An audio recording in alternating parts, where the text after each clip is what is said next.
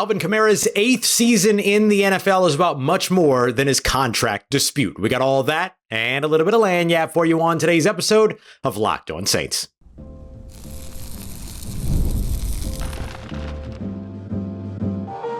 You are Locked On Saints, your daily New Orleans Saints podcast.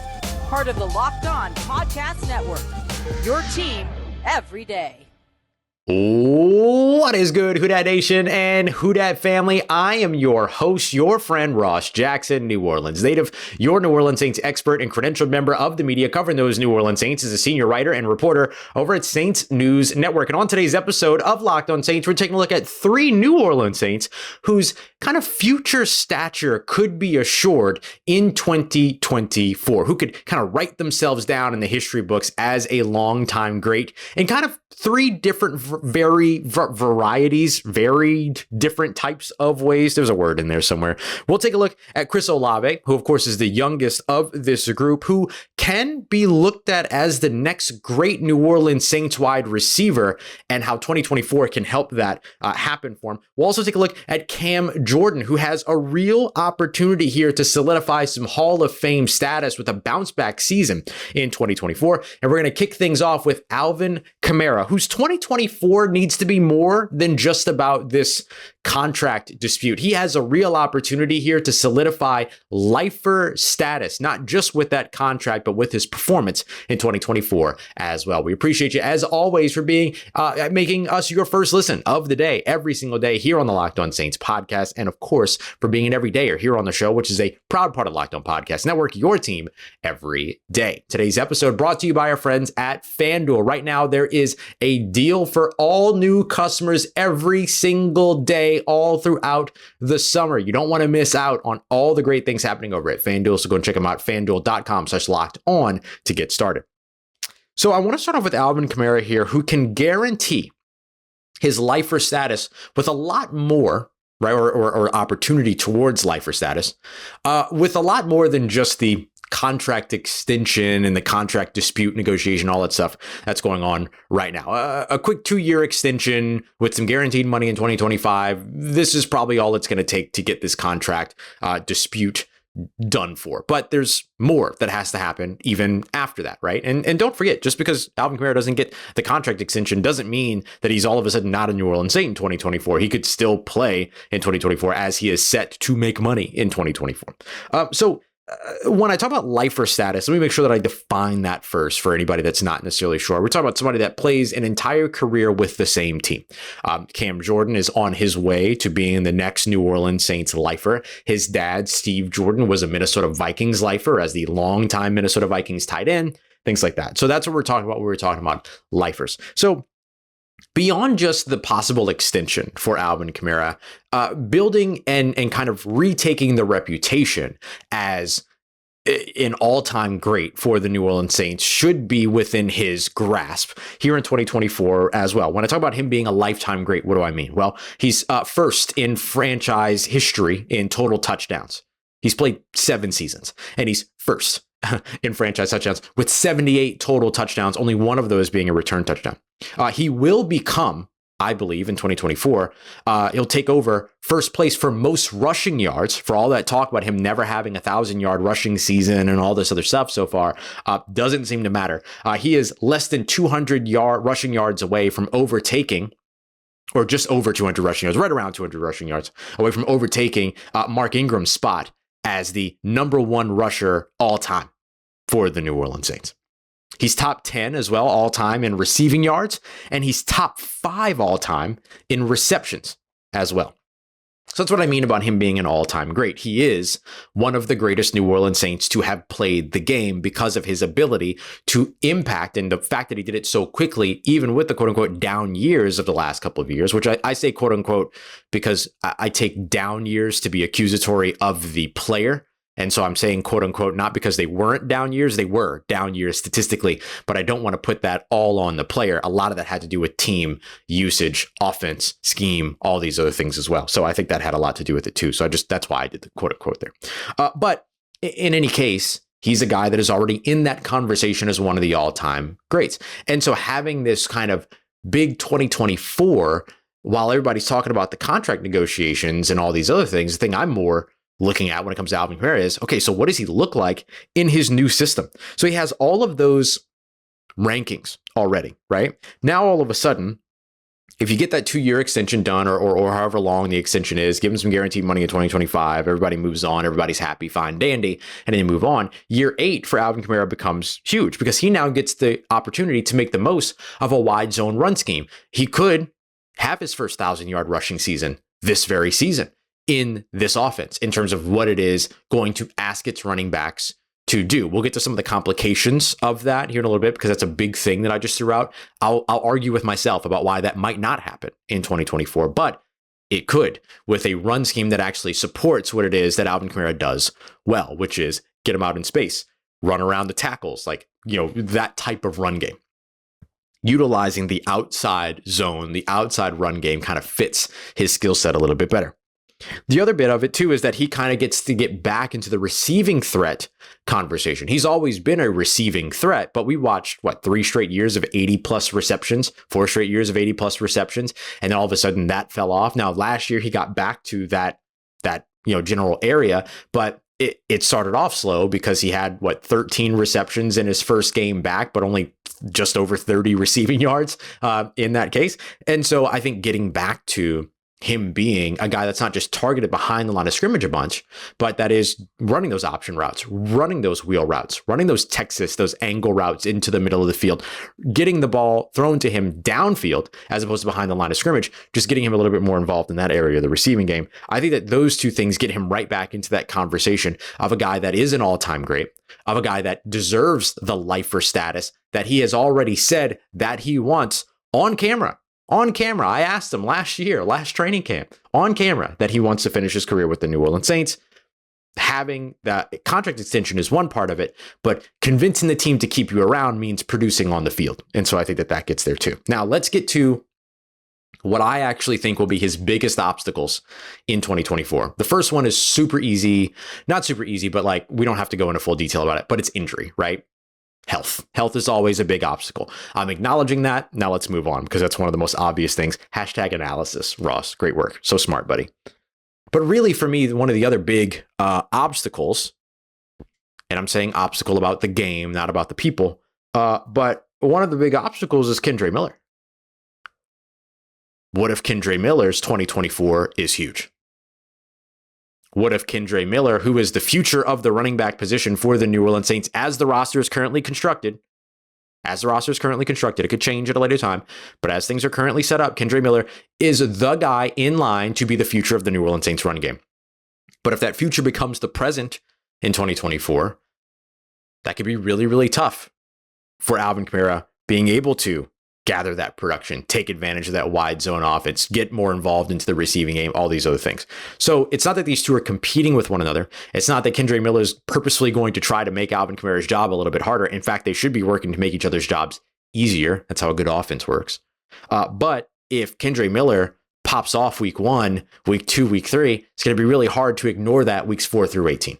So I will say that's one of the biggest obstacles that Alvin Kamara will have in 2024. But if he ends up becoming first in all-time rushing yards, which even if Kendre Miller pops off, Alvin Kamara gaining just around 200 rushing yards, not impossible. Far from, in fact. Extending that all-time touchdown hold that he has, extending that top 5 receptions hold that he has, continuing on as a top 10 receiving yardage getter for the franchise. I think those things go a very, very long way in securing his spot in the upper echelon of all-time New Orleans Saints. And that's why I think 2024 is about way more than just some contract dispute for the talented running back. 2024 is also about way more for Cameron Jordan as well. And it's not just about his impact in his future in terms of his place in it when it comes to the New Orleans Saints history. It's his place with an NFL history that he can set up in 2024 big time. We got that coming up for you as we continue on with today's episode of Locked On Saints, part of Locked On Podcast Network, your team every day. The show is sponsored by BetterHelp. I'm a big proponent of therapy. You know this about me, and I'm a big proponent of BetterHelp. BetterHelp has been awesome. I started using BetterHelp in 2020, when things got really complicated for a lot of people, everyone. It was an easy way for me to be able to address my mental health concerns during that time. It became way more important to me in the years to follow and is still very important to me now. And I highly recommend, if you've been thinking about trying therapy, to give BetterHelp a try. It's super easy. It's designed to be convenient, flexible, suited to your schedule. You don't have to sit through traffic to drive to a doctor's office, everything, or a therapist's office. Everything is done with licensed therapists from the comfort of your own home, on your computer, on your phone. They even have you do what do you call them? Like chat messages and things like that. Like it's super cool. So if you're thinking about trying it, I cannot tell you how much I have appreciated BetterHelp, and I hope that it could be of help to you if you need as well. So stop comparing and start focusing with BetterHelp. Visit BetterHelp.com/lockedon to get 10% off of your first month. That's BetterHelp, HELP.com/lockedon.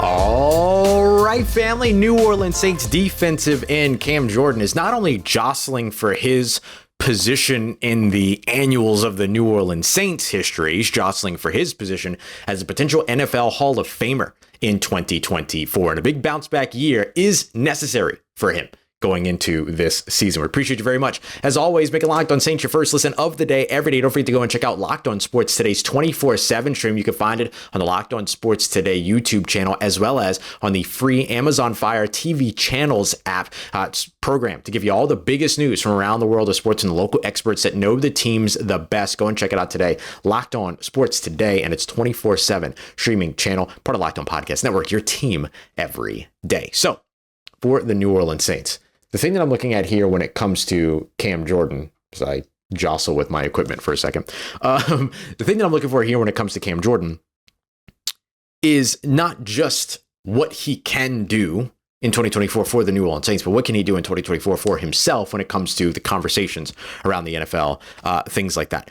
Cam Jordan for a long time had, and I believe still has, the longest active streak, or not active any longer, but he had the longest streak of most consecutive seasons with at least 7.5 sacks. That streak came to an end last year in a lone sack season, which was a big time drop from the typical production that we've seen from Cam Jordan, including multiple years of double-digit sacks, all these other things. And so even with all of that, he still has a very, very good chance here in 2024 to help himself when it comes to continuing the trend and continuing his conversation as one of the better edge rushers in league history, somebody deserving of a spot in the Hall of Fame. Now, we know Cam Jordan's going to be a lifer with the team. We know that he is the franchise all-time sack leader, even with the updated numbers coming from Pro Football Reference and all these other things.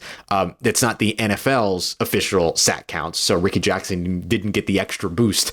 They still only started counting sacks at a certain point, and so Cam Jordan is still in the lead there. But him coming back here in 2024 from a down year where he dealt with injury and putting together another one of those 7.5 sack seasons will go a really, really long way in terms of establishing the legacy that he leaves behind. 2024 doesn't even have to be the final season for him, but coming in and showing, hey, I still have a lot left in the tank while everybody's asking the questions.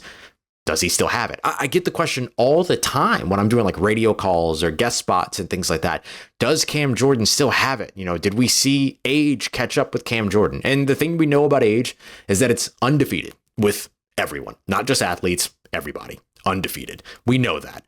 But when we see guys like Cam Jordan, Demario Davis, I'll give Aaron Rodgers a little bit of love, Drew Brees, Tyrann Mathieu even, playing the positions that they play and doing it at as high a level as they have done it, either at their current age or in recent years at that age, we can see that there's still value to these players. And I think a lot of folks have kind of maybe forgotten a little bit about the fact that like Cam Jordan is not done yet. You know what I mean? I think a lot of people wonder if Cam Jordan's done yet. And I don't think that it's fair to say that he is. Let's see what the bounce back looks like in 2024.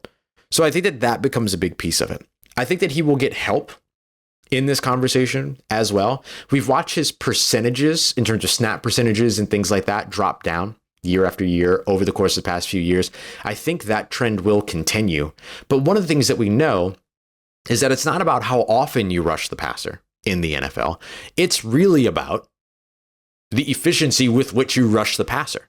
And so if him getting less than 70% of snaps for the first time in his career means that he's more effective on those less than 70% of pass rushing snaps or defensive line snaps, defensive snaps, whatever you want to look at, then he could still turn around and have a better year than the one that he was able to produce in 2023, where he was effectively relegated to being a run stopper. He wasn't sent after the passer as much. You could see it on the tape, the aggressive pass rush, all those other things.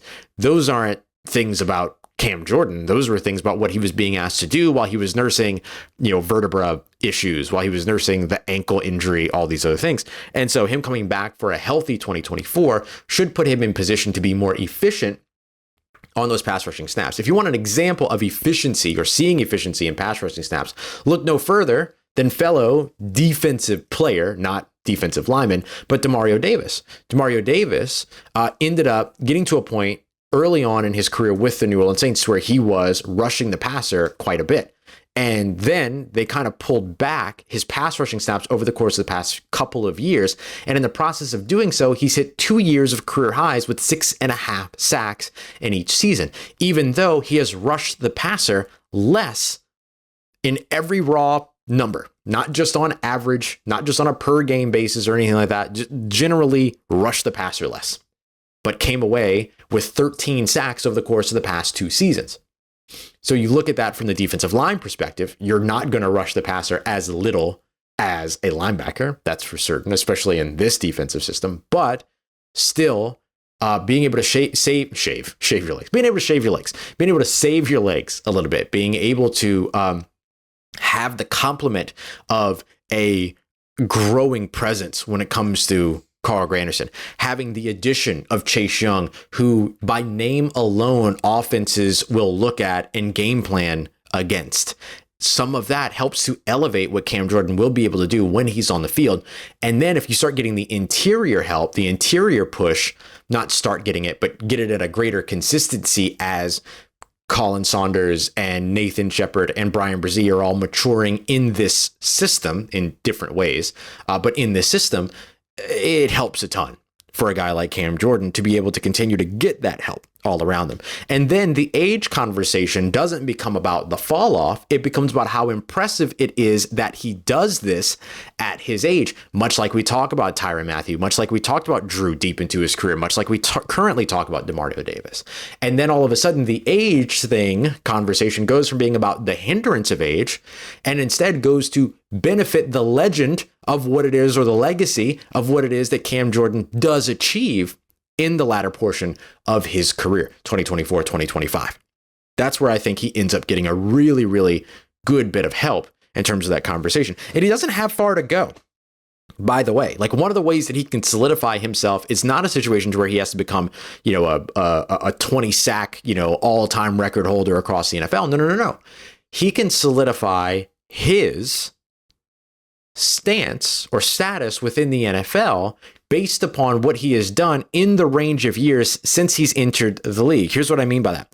Since 2011, despite having 2 1-sack seasons, so a 1-sack season early on in his career and then a 1-sack season in 2023, despite that, he is second in sacks since 2011, since he came into the NFL with 117.5 sacks. The only player that he trails is Von Miller, who in that same span of time has 123.5 sacks, just a difference of 6 sacks. So this is one of the reasons why I mentioned why the 7.5 sack season is also very important, because then you start to close that gap a little bit. Now, Von Miller, of course, is still with the Buffalo Bills, so there's still a chance here, but this is where Cam Jordan can really, really begin to make a little bit more.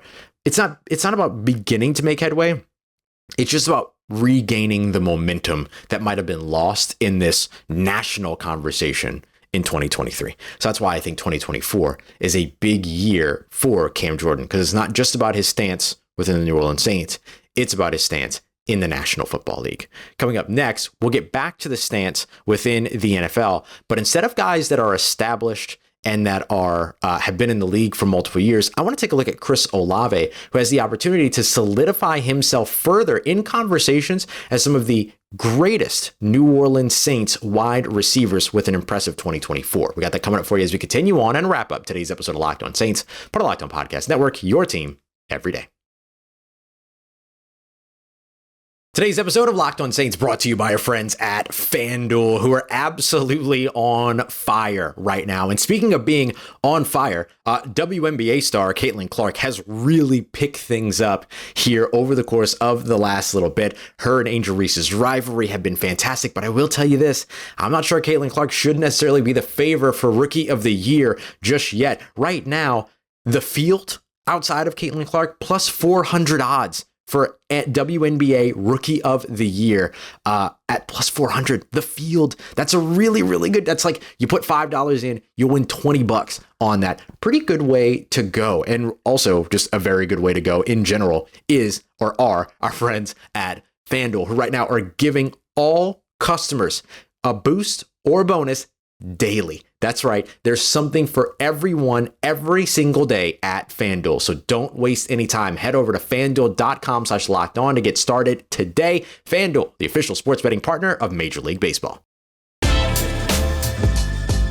Let's get it, Who Dat Nation. New Orleans Saints wide receiver Chris Olave is already maybe closer than we think to being carved in as one of the greatest early career wide receivers for the New Orleans Saints, but he has a chance in 2024 to keep building his momentum to stay in that conversation for a while. We appreciate you very much. As always, make Locked On Saints your first listen of the day every day. Don't forget that we are your team every day. So coming up in tomorrow's episode, Taysom Hill is the quintessential X factor for the New Orleans Saints, but he's not the only one. We're going to break down some of the guys that can have some real unexpected impact, or not unexpected, but unquantifiable impact going into 2024. We're going to break all that down in tomorrow's episode. Today, we're focused, though, on the guys who have the opportunity to really impact the way that they're looked at in the long-term future amongst franchise conversations, in Cam Jordan's situation, NFL league conversations.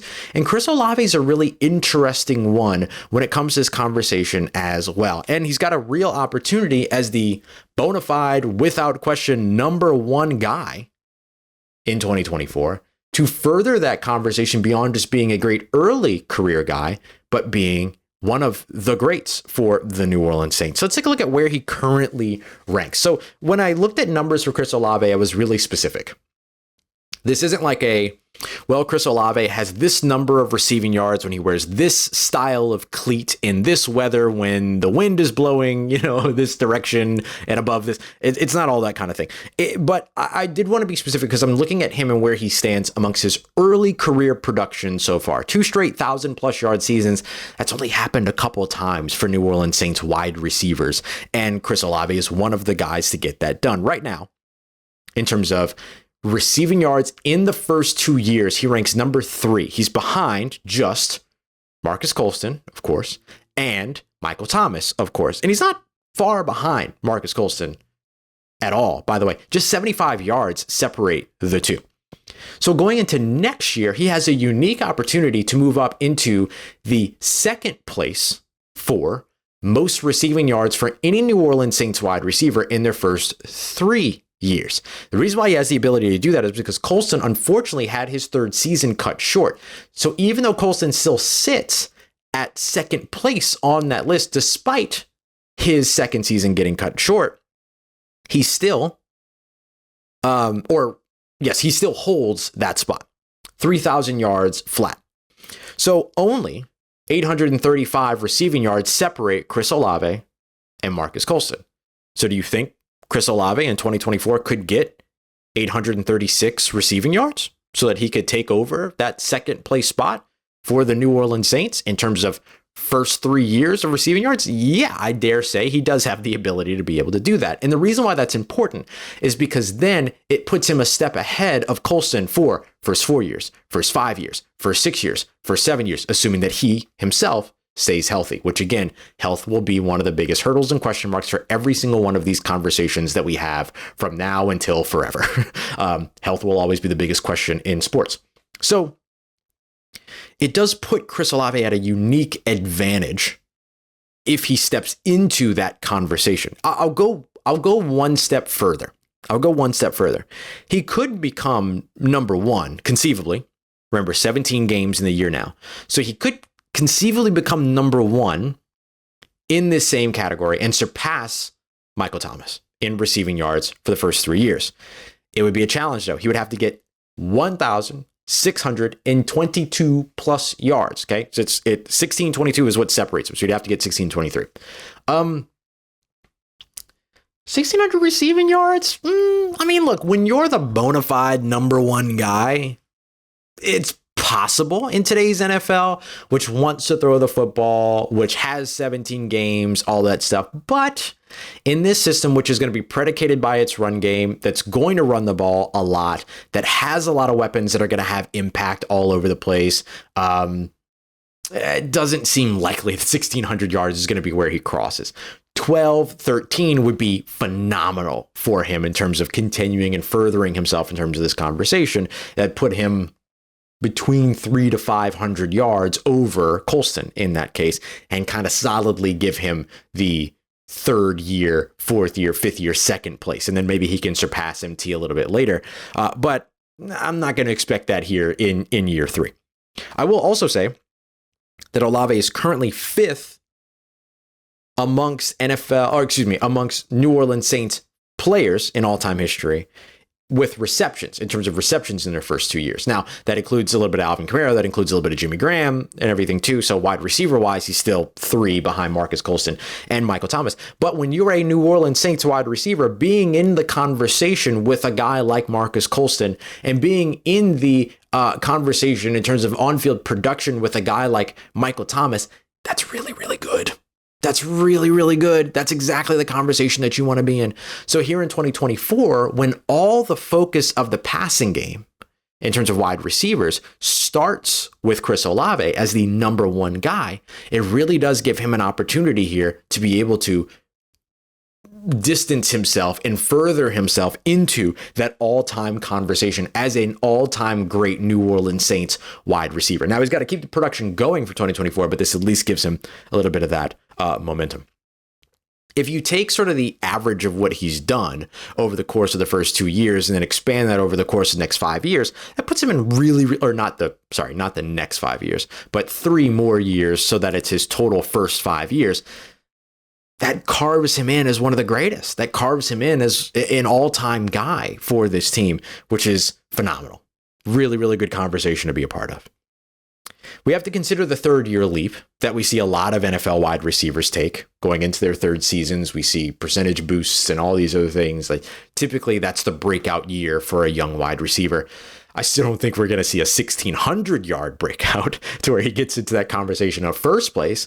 But I'll tell you what I think the other place where I think the third-year leap becomes really important for Olave is scoring.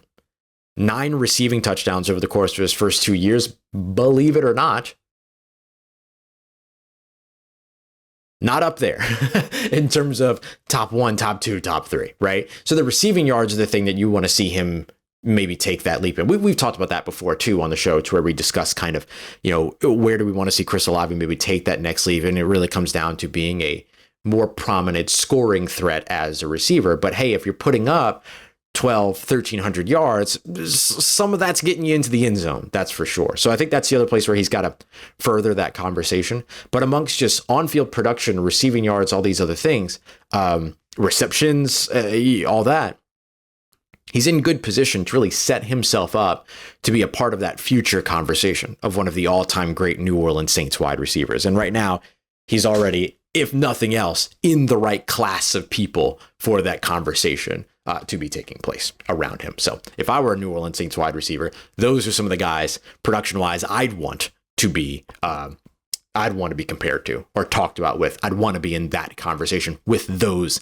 names. I know we're not talking about wide receivers anymore, but receiving yards wise would include, receptions wise would include guys like Alvin Kamara and Jimmy Graham, who have been these enormous, historically relevant receiving attack players, receiving weapons for this New Orleans Saints team. But then, of course, to be in that conversation amongst guys like Marcus Colston, Michael Thomas, not a bad place to be if you're a New Orleans Saints wide receiver and only going into his third year. All right, y'all, we appreciate you very much. As always, making Locked On Saints your first listen of the day every day. Don't forget to go and check out Locked On Pelicans with Jake Madison, who's also going to be over on the Jono Barnes show. So make sure you're going to check that out as well. I had a great time visiting with Jono, and I know Jake will put together a fabulous episode over there as well. You're also going to be able to find Matt Moscona over at Locked On LSU, keeping you up to date with everything going on with your Tigers. And of course, we will be right back here with you tomorrow. Take a look at X Factors, unexpected, whatever word you want to use. I'm just going to say X Factors because my brain's not working anymore. I got one more travel day left and then I'll be home. Then my brain will work. And we're going to be breaking all that down in tomorrow's episode, whatever that means. We appreciate you very much as always. Making Locked On Saints your first listen, a part of your day, a part of your routine, and for saying yes to me and the show. As always, if you see me, please say hi. If you need anything else around your New Orleans Saints in between these episodes, make sure you follow me on your favorite social media at Ross Jackson, NOLA. Hit me up. Let me know how the family's doing. Let me know how you're living. Let me know how you're momming them. And trust Who Dat Nation, I'll holla at you.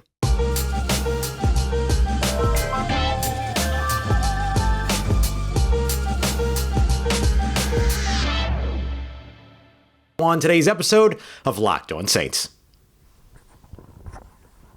It was a bird. Scared the living daylights out of me.